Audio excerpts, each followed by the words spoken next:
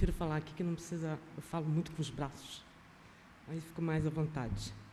Eu queria, em primeiro lugar, agradecer a oportunidade da Petrobras de estar aqui apresentando as nossas iniciativas e dizer que é um prazer. Sou nova na área, estou chegando, então, para mim, é muito bom estar aqui. Eu vou falar um pouquinho, tenho 10 minutos, então vai ser uma coisa muito rápida. Vou tentar resumir tudo em 10 minutos. Primeiro, a gente tem aqui os motivadores para a inovação aberta na companhia, né? O primeiro... Eu acho que eu prefiro o microfone mesmo. Isso. O primeiro motivador foi em 1984, quando a gente descobriu os óleos na bacia de Campos, né? E tinha águas profundas como desafio. Depois, em 2006, com a descoberta do pré-sal, lá na Bacia de Santos, e agora, em 2011, com a cessão onerosa, onde toda a parte de P&D para o pré-sal está na mão da Petrobras. A gente precisa adotar novas tecnologias. E aí vem para manter competitividade e sustentabilidade nos nossos negócios.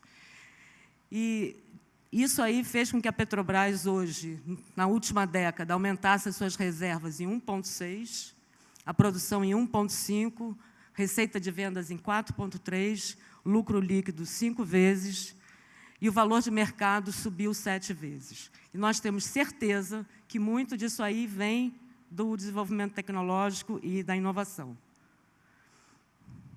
Aqui, só para mostrar alguns recordes, eu acho esse slide bastante interessante.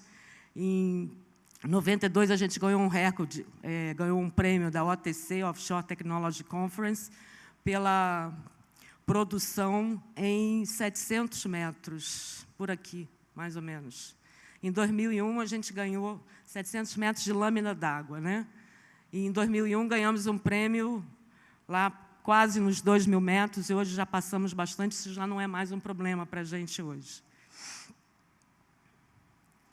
E, em março desse ano, nós fomos citados pela revista Ford como a segunda empresa de óleo e gás mais admirada no mundo pela inovação.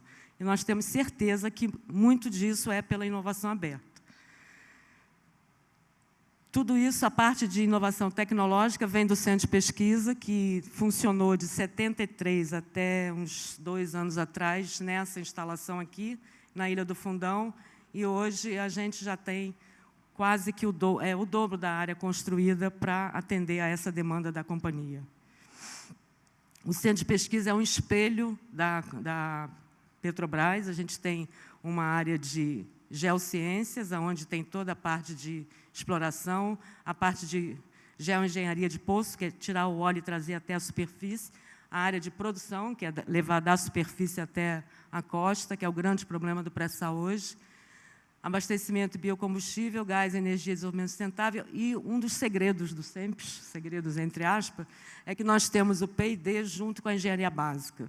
Então, aquele primeiro projeto conceitual é feito junto. A gente não passa por uma empresa de engenharia, um terceiro, embora sempre tenha terceiros agora em todas as nossas atividades. Esse eu vou passar, né, que a gente já foi mostrado. Eu vou mostrar, então, o funil da inovação da Petrobras. Como é que a gente vê isso? A gente tem aqui nós, aqui o SEMPES, né?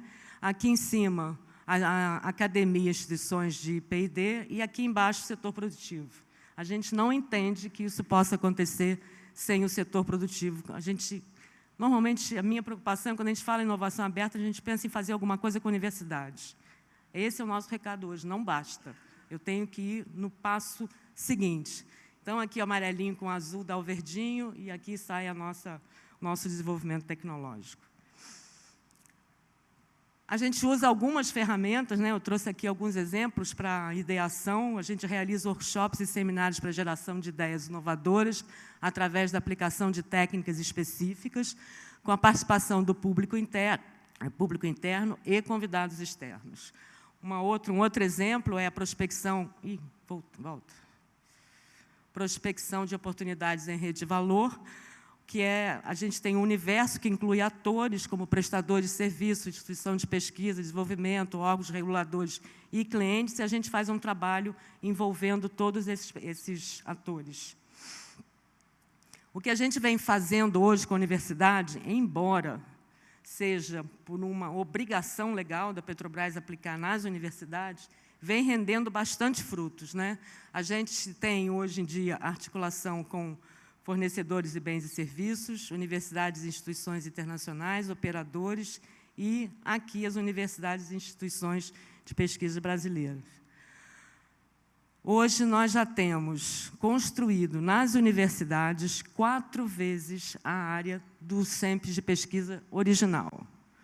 A gente tem hoje, para cada pesquisador da Petrobras, nós já temos 15 pesquisadores nas instituições de ciências e tecnologias brasileiras, por conta de uma obrigação legal.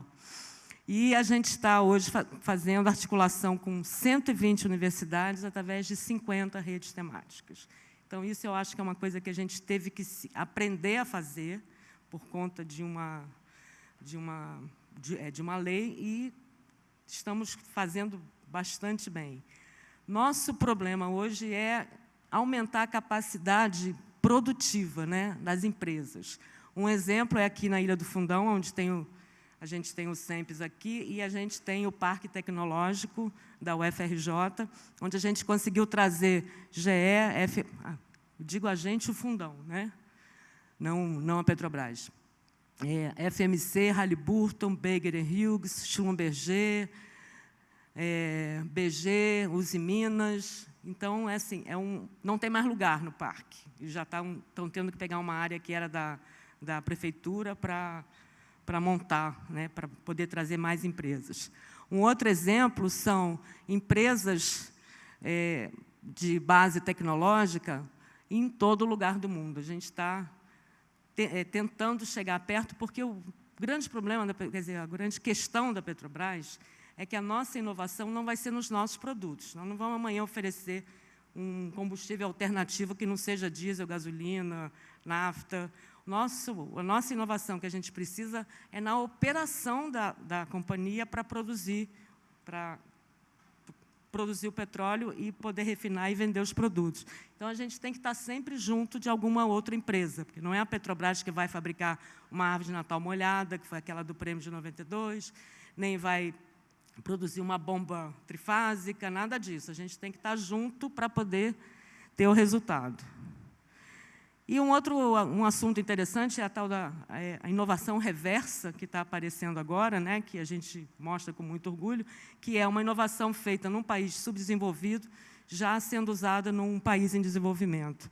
A gente tem um exemplo aqui do desenvolvimento de Cascade Chinook, que é um campo lá no Golfo do México, operado pela Petrobras. Eu não vou ler aquilo tudo, até porque não vai agregar nada para a gente aqui, mas a gente tem uma série de inovações feitas aqui no Brasil, desenvolvidas aqui no Brasil, que estão sendo aplicadas num país de primeiro mundo, que é os Estados Unidos. Só para terminar, não sei se eu estourei o tempo, acho que está bom, né? As inovações, a gente sabe, elas nascem nas universidades, no centro de pesquisa, são consolidadas na indústria e nas companhias de serviço e depois vão para a operação. Cada vez mais, essas empresas de serviços, os fabricantes, estimulados pelas operadoras, no caso a Petrobras, serão corresponsáveis pelas inovações na indústria do petróleo. Estou falando especificamente no nosso caso, que é bem típico aqui no Brasil. E todas essas inovações são muito bem-vindas pela Petrobras, né? E a Petrobras está disposta a compartilhar os riscos nesse desenvolvimento, visando níveis desejáveis, principalmente em termos de conteúdo local, que é uma política do governo que a Petrobras vem seguindo. Para terminar agora, só novos desafios, energia para inovações, novas fronteiras abertas, inovações abertas. Muito obrigada. Depois de 4 horas no carro, acabei conseguindo chegar. Eu fiz uma apresentação muito com o olhar de que nós estamos numa comunidade de prática aqui. Então, eu fiz o slide, e o Bruno fez uma sugestão que foi muito interessante, de recuperar uma apresentação que eu fiz em 2009, no próprio Open Innovation Seminar, falando dos fatores críticos de inovação aberta que nós entendíamos na Natura, e fui atualizar esse slide. E o que foi interessante é que muitos desafios permanecem, muitos fatores críticos permanecem, na verdade, e os desafios é que mudaram. Alguns mudaram e alguns permanecem também. Então, Eu vou direto ao ponto, não vou falar da Natura, espero que vocês conheçam a Natura, mas, se não, depois eu estou à disposição para a gente falar um pouco mais da empresa em si. Falando, então, dos aprendizados que nós tivemos. Então, eu recuperei esse slide, não dá nem para ler tão bem, mas os temas principais que apareciam naquela época como fator crítico, né? A estratégia, então, falar de estratégia, falar de pessoas, das próprias parcerias e os modos de interação que a gente pode ter, falar um pouco de fomento e de processos. Então, esses eram os fatores críticos que nós enxergávamos naquela época, e aí eu fui atualizar esse slide. E o que aconteceu desse slide é que, para nós, eles permanecem realmente como fatores críticos. Só que agora com detalhamento, acho que o aprendizado foi, falar, bom, estratégia, mas estratégia onde? Então, primeiro, a escolha da inovação aberta como uma estratégia de inovação. Então, claramente, cada vez mais a gente precisou e está trazendo a inovação aberta para a estratégia de inovação, para a estratégia da empresa. E aí também ter clareza de escolhas dessa estratégia. Falar, bom, não adianta só falar de inovação aberta, a gente precisa dizer quanto a gente quer estar aberto, em o que nós queremos estar aberto, com quem nós queremos estar também. E essas escolhas precisam estar muito claras para que todos os envolvidos no processo de inovação possam saber para onde ir, né, o que fazer. E a outra coisa era a clareza dos desafios. A gente viu que nós fizemos o relançamento do nosso programa de relacionamento com o meio científico, e uma das coisas que os stakeholders que nós acessamos para conversar sobre esse relançamento trouxeram, é que muitas vezes eles não sabiam o que a Natura queria. Então, a gente pedia para eles submeterem propostas, e eles falavam, bom, mas eu não sei o que vocês querem, então eu fico tentando, ou às vezes nem tento. Então, a gente enxergou que precisava deixar cada vez mais claro quais eram os nossos desafios para que os nossos potenciais parceiros pudessem se conectar conosco também. Além disso, das pessoas, a gente falou, bom, tem um foco nas pessoas muito grande, sim, são as pessoas que fazem a inovação aberta, que se conectam com as pessoas que estão dentro e fora da empresa. Agora, o foco no relacionamento é essencial. Quer dizer, a gente está falando de conexão, então, a pessoa precisa ter aquela sementinha de que ela quer trabalhar junto, mas tomar cuidado com o relacionamento, cuidar do relacionamento é um grande aprendizado também. E aí o relacionamento entre as pessoas, mas entre as instituições também. O nosso parceiro ter clareza de que tem alguém dentro da empresa que o representa, que vai olhar pelo olhar dele dentro da nossa empresa também. Competências multidisciplinares para fazer tudo o que nós temos falado. Cada vez mais nós enxergamos que nós precisamos ter mais competências, seja na diversidade de pessoas, seja na formação das pessoas que estão lá dentro. Então, nós temos pessoas que começam a entender de várias coisas, né? Então, quando a gente fala de parcerias, a gente está falando de gente que precisa entender, sim, minimamente de propriedade intelectual, minimamente de fomento, muito do que aquele público gosta, entende, o que move aquele público. Então, a gente começa a ter uma necessidade de multidisciplinaridade muito grande. Processos internos estruturados para que a operação, quer dizer, que o processo seja suporte à operação e não o entrave à operação também, e que as pessoas saibam onde acessar, o que fazer quando elas quiserem fazer de modo aberto. Recursos financeiros e humanos, então, falando de pessoas, mas falando das pessoas como também instrumentos para que isso aconteça, e financeiros, porque a gente sabe que, cada vez mais, o governo está olhando para a inovação. E existe a possibilidade de ou reduzir os nossos custos, os nossos investimentos em inovação, ou intensificar esse investimento através de fomento. Então, esse olhar é um olhar que é necessário, sim, para viabilizar a inovação, principalmente aqui dentro do país, e também porque tem um grande potencial. As agências de fomento, para nós, não são só agências de fomento, mas são grandes hubs. As pessoas que estão lá dentro são pessoas que conhecem muito o meio científico, por exemplo, e mesmo as empresas. Então, cada vez mais também começa a ser um olhar muito mais amplo. E evolução e abertura para novas parcerias. Então, a evolução das parcerias existentes. Então, a gente aqui começa a trazer um olhar que, para nós, é o futuro da inovação aberta, que é trabalhar em rede. Então, é falar, bom, eu tenho elos muito fortes e eu quero manter esses elos fortes com os meus parceiros estratégicos, mas eu preciso estar aberto para fazer conexão com os elos mais fracos, porque esses elos são os que vão me surpreender. Eles, se conectando aos elos fortes, eles vão conseguir trazer coisas diferentes também. Então, é sempre permanecer com as suas parcerias estratégicas, mas estar aberto para as novas parcerias também.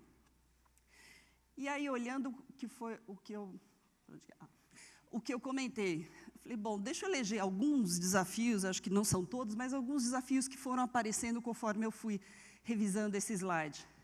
O primeiro é o desenho de estratégias, não sei se está dando para ler de longe, desenho de estratégias, né? Então, a gente fala de que tem que estar na estratégia, de que as escolhas precisam estar muito claras, mas não é fácil. A gente viu e falou, bom, vamos escrever uma estratégia de parcerias, vamos escrever uma estratégia de fomento, quer dizer, o que a gente quer aproveitar de fomento aberto, o que nós queremos fazer de fomento induzido, né? Que tipo de órgão de fomento a gente vai começar a conectar, que tipo de projeto é que vale a pena ter fomento, e propriedade intelectual. Especificamente na Natura, nós estamos cada vez mais trabalhando em temas de pesquisa que vão para um lado de propriedade intelectual muito menos tradicional. Então, ele é um lado de que proteger, através de patentes, por exemplo, é muito menos viável. São caminhos muito diferentes de pesquisa. E aí, o que a gente faz com isso? Como é que a gente compartilha isso? Como é que a gente protege o que precisa ser protegido? Isso depende também de delinear uma estratégia clara. E, para nós, isso é um grande desafio. Nós estamos fazendo cada vez mais, com mais profundidade, mas ainda estamos numa jornada. Outro dilema é o que, quanto, e eu diria até como, abrir as informações estratégicas. A gente diz que a gente precisa dar clareza aos desafios. Não dá para fazer isso com todo mundo. Por outro lado, você precisa fazer o mínimo para que as pessoas entendam o que você quer. É difícil, né? A gente tem falado muito disso, e, além disso, a conexão está entre as pessoas. Como é que você explica para um pesquisador até onde ele pode falar da estratégia que ele está atuando dentro também? Então, é um dilema, primeiro, de estabelecer o quanto, com quem, e depois o como, e através de várias pessoas, porque a gente está dizendo que inovação aberta, se o futuro é trabalhar em rede, você não controla uma rede, você não controla as pessoas. E aí você precisa cada vez mais ter as pessoas entendendo o porquê elas fazem aquilo, para elas, assim, poderem refletir no que elas fazem. Gerenciamento de expectativas, e aí a gente fala que gerenciar a expectativa de uma rede, então, é um baita desafio. Quer dizer, a hora que você acessa uma região, acessa potenciais parceiros, você cria expectativa. Como é que você gerencia essa expectativa? Então, eu coloquei ali assim, precisa de muito diálogo, precisa saber como abordar as coisas, precisa ter clareza de propósito com todos esses parceiros. O reconhecimento da diferença é um pouco que eu já tinha comentado, assim, valor é diferente para cada um de nós, quanto mais para cada um de nós nos seus papéis e nas suas profissões, né? Então, quando a gente fala de gerar valor compartilhado, se a gente não souber o que é valor para aquela pessoa, ou minimamente entender como a gente conecta com aquela pessoa, porque se a gente for falar de redes, ela só vai se conectar se ela entender que existe um propósito comum entre nós, não vai acontecer, né? E aí a comunicação faz parte disso, e as próprias rotinas. A gente aprendeu durante esse tempo, com algumas parcerias, de que, por mais que nós achássemos que a nossa rotina era uma rotina razoavelmente padrão, a hora que a gente foi para dentro do nosso parceiro, a gente viu que não era. Mesmo o padrão de acesso, quem você acessa para determinado assunto, são coisas que são detalhes, mas são nos detalhes que essas coisas pegam justamente, né? Nível de confiança, eu perdi toda a formatação agora que eu vi. O nível de confiança e colaboração, a gente tem certeza de que ele é positivamente relacionado ao potencial de inovação. O que a gente quer dizer com isso? É que, cada vez mais, a gente quer aumentar o nível de confiança entre nós, entre os parceiros, entre todas as pessoas que estão juntas, porque o potencial de inovação aumenta muito. Mas isso é um grande desafio também, porque confiança você conquista, e conquista da pessoa e não da instituição. Então, você pode ter firmado uma parceria, se o pesquisador ou se a pessoa da outra empresa que estiver lá não tiver laços de confiança com você, o potencial de inovação vai ser, com certeza, muito baixo, porque a abertura vai ser baixa, a co-construção vai ser baixa também. Um outro desafio que eu estava discutindo a semana passada com o time e que, para nós, é muito interessante, o Not Invented Here, sempre se falava de as pessoas, os pesquisadores internos que... nossa, passei do tempo, estou acabando. Que não entendiam que podiam fazer de forma aberta. Agora a gente começa a enfrentar assim, todo mundo acha que inovação aberta é legal. Agora a forma, a gente tem um histórico, um aprendizado de forma que cada vez mais a gente quer disseminar, difundir na empresa para que as pessoas possam utilizar. Só que cada cada área da empresa também começa a entender que poderia fazer diferente. Como que a gente lida com esse Not Invented Here de um próprio modelo de inovação aberta. Como medir também indicadores sempre são um grande desafio e como compartilhar benefícios, resultados e riscos. E aí, para finalizar, que eu já estourei mais do que o meu tempo, é o que eu comentei, a nossa ambição é formar uma rede global de inovação para gerar valor compartilhado com múltiplas formas de interação, oportunidades e de conexão entre todos os atores. Então, para nós, o futuro da inovação aberta, o nosso grande desafio daqui por diante é trabalhar em rede, trabalhar em redes de inovação. Obrigada, gente. Vamos tentar falar um pouquinho o que a gente está fazendo na Televar. Assim. Então, a minha opção é simplesmente como que eu participo dentro desse mundo, como que eu me conecto com esse mundo, como que eu faço que essa inovação comece a fazer parte cada vez mais do meu novo mundo de negócios agora. Na indústria de telecomunicações agora vai muito além da simples prestação de dados, de serviços de dados e de serviços de voz. Assim, eu tenho que entender esse mundo de aplicativos, eu tenho que me conectar com esse mundo. E a única forma que eu tenho para fazer isso é criar iniciativas. Assim, o que a gente tem feito? Tem criado iniciativas que nos conectam com esse mundo. Uma primeira iniciativa que vocês talvez conhecem e que a gente tem no Brasil se chama Guaira. É uma aceleradora de empresas iniciantes.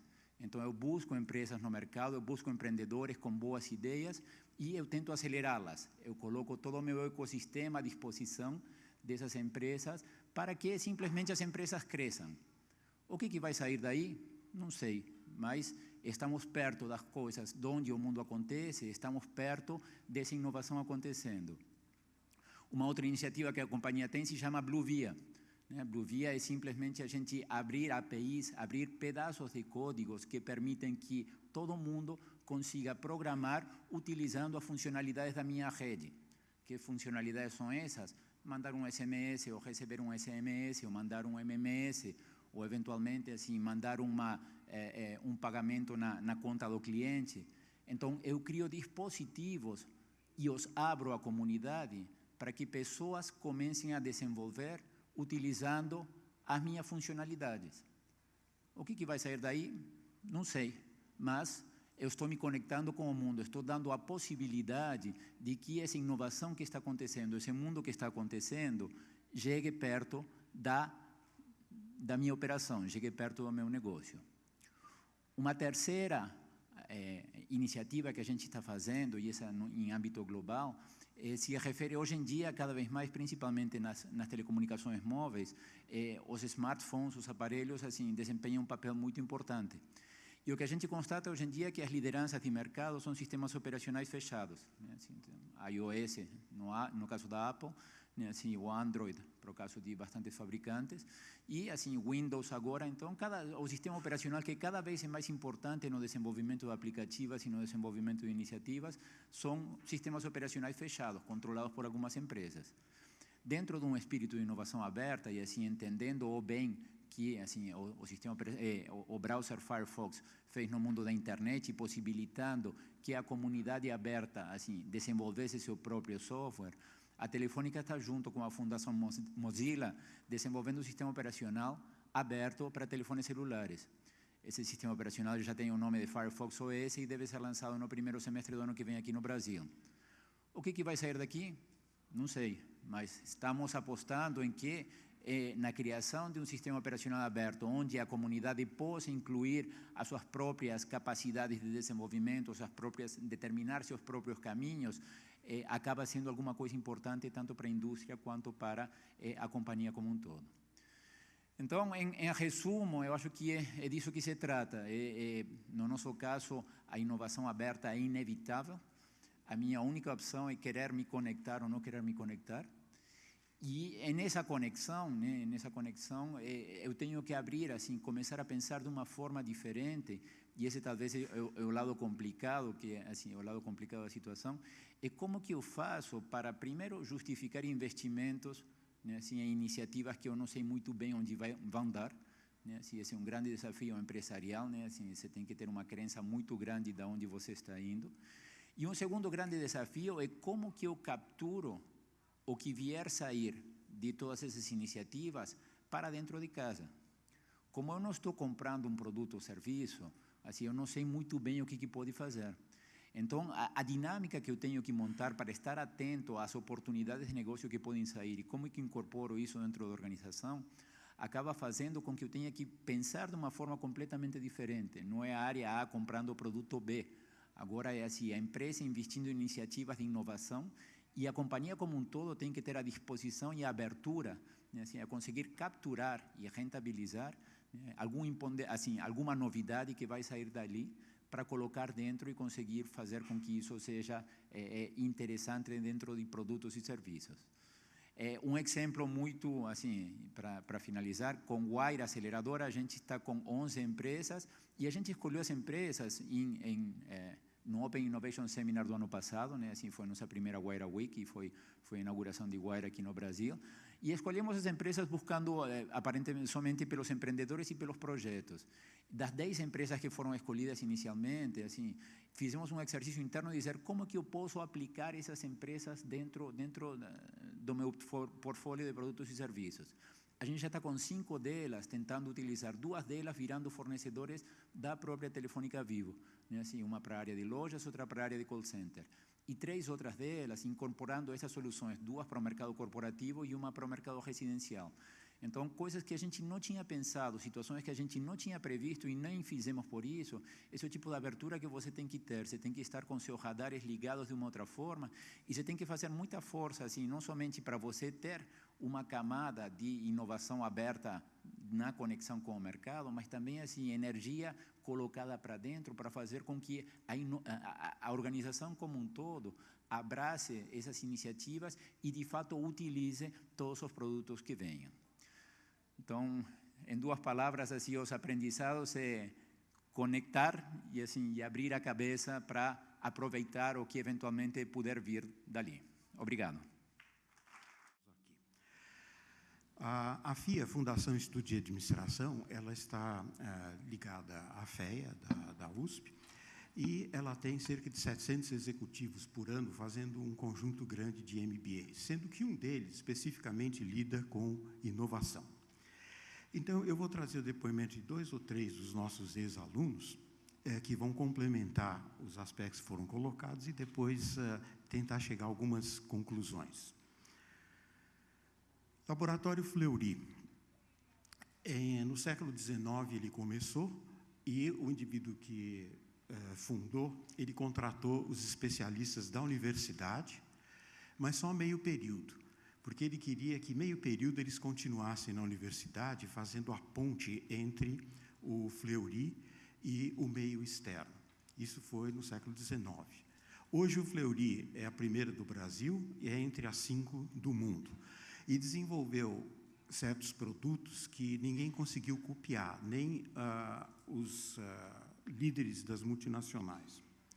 Outro exemplo, o nosso aluno da Embraer comentou que no projeto do 145 foram colocados 4 empresas de fora que entraram com 30% do capital e do risco. Esse projeto hoje é considerado o maior sucesso da aviação regional, na história da aviação regional. Deu tanto certo que 170 e 190 já eram 16 parceiros que entraram com 70% do dinheiro e do risco. E deu tanto certo que a Boeing está copiando.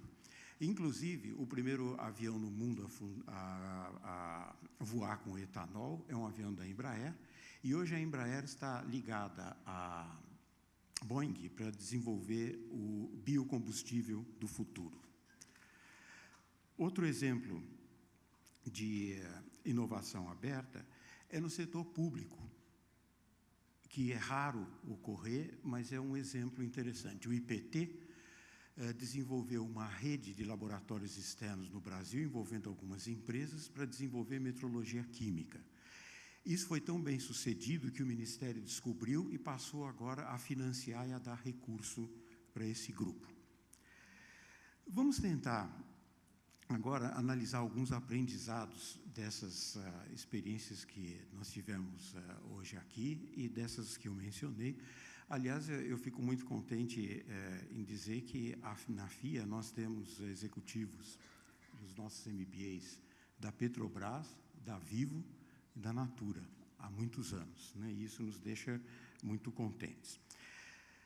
Esse aprendizado, ele mostra o seguinte: você fazer inovação aberta, como já foi mencionado pelo professor Wim, quando fez a sua apresentação, você tem que começar da estratégia. Não só a macroestratégia de produto-mercado, mas a estratégia de marketing, de recursos humanos, estratégia financeira, estratégia de suprimentos.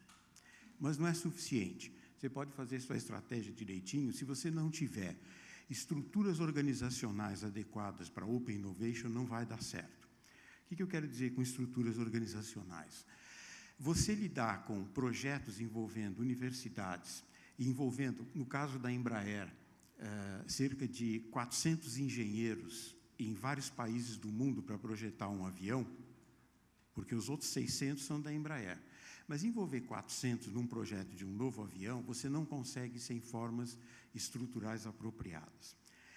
Você pode ter a estrutura muito boa também, mas se você não tiver processos apropriados, utilizando tecnologia de informação de forma adequada, e ajustar esses processos para lidar com inovação aberta, só estratégia e estrutura não vão adiantar. Além disso, você tem que fazer ajustes na cultura e no comportamento das pessoas. Lidar com inovação aberta, outras empresas, com concorrentes, isso não é um processo simples, você tem que investir muito nessa atividade.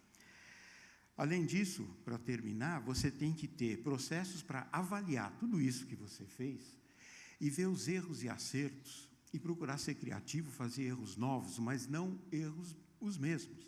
E você tem que ver aquilo que deu certo e repetir, criando uma gestão do conhecimento para a inovação aberta. Agora, um desafio. A Luciana, na sua apresentação, colocou de uma forma muito apropriada: pô, mas agora o que a gente faz? O que a gente abre? O que a gente não abre? O professor Wim colocou um espectro, que inclusive consta do livro do Chesbrough, mostrando que a inovação ela pode ser bem fechada, ela pode ser totalmente aberta, ou totalmente fechada, totalmente aberta. Não significa que quanto mais aberto, melhor. Unidades de negócio diferentes têm que ter graus de abertura diferentes. Um determinado projeto de inovação, ele pode ser mais aberto que um outro. Dentro das etapas do projeto, certas etapas, em função de um conjunto de configurações, elas têm que ser mais fechadas mesmo. E outras você deve abrir. Como você descobre o que você abre e você fecha, é algo que ainda está como um desafio a ser aprimorado. Eu queria só encerrar. Eu não posso deixar de comentar que o esforço do Bruno Rondani, o esforço do André Saito em criar o Center de Open Innovation e fazer esses encontros, isso tem criado um sistema de catalisadores nessa área, e é isso que nós estamos aqui vendo hoje, que realmente tem que ser ressaltado e agradecido. Uma pergunta, e eu vou pedir para que os painelistas sejam breves. Nesse tempo de prática de inovação aberta, vocês sentiram uma mudança em relação à atitude colaborativa dos parceiros, abertura? Como é que tem sido essa evolução ao longo do tempo, tanto em relação aos parceiros externos, quanto à aceitação da empresa em relação a inovar com gente de fora? Eu acho que até pela minha apresentação, nós vemos uma evolução, sim, não só interna, e aí a gente começa a ter outros desafios, né? Todo mundo querendo inovar de forma aberta, e externamente também. A gente tem sentido uma movimentação grande do meio acadêmico, eles estão se movimentando, os NITs têm um papel importante para isso, para realmente abrir muito mais as suas portas, o governo também. Para nós, de modo geral, isso tem acontecido, sim.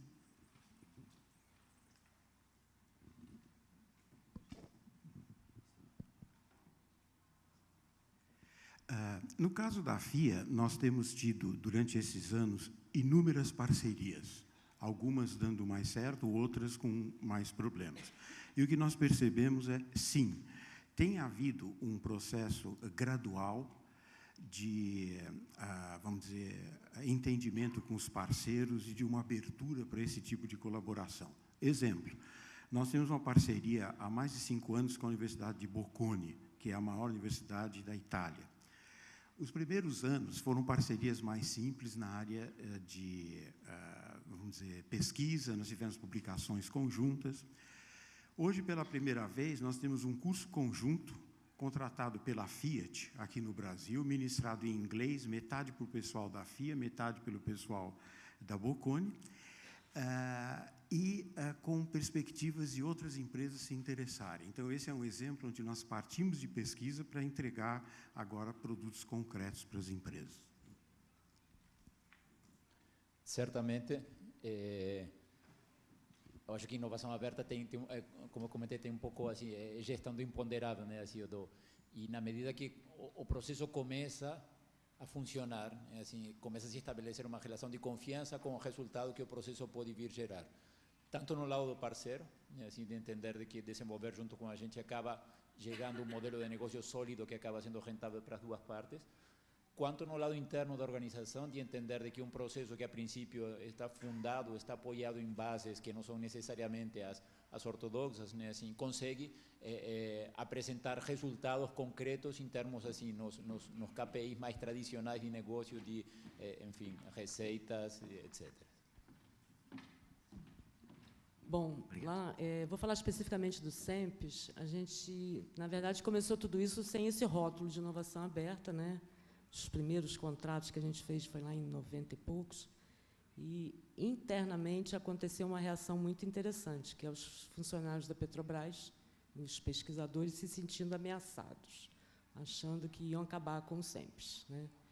Eu acho que a gente conseguiu reverter esse quadro, o SEMPES se fortaleceu, inclusive com toda essa experiência. E hoje eu praticamente não conheço nenhum pesquisador do SEMPES que não tenha um contato com a universidade. Com relação aos parceiros, e aí, novamente, com relação só às universidades, o que aconteceu é que confundiram o SEMPES com um balcão de financiamento. Então, tinha gente perguntando, quando é que é o próximo edital? Tem aqui uma proposta de projeto. E a ideia não é essa, é a gente aproveitar a oportunidade, que eu tenho uma obrigação para investir nas universidades e fazer um trabalho que seja bom para todo mundo. Então, também mudou, eu acho que já entenderam qual é o papel, e a gente tem aí ainda muito espaço pela frente para melhorar.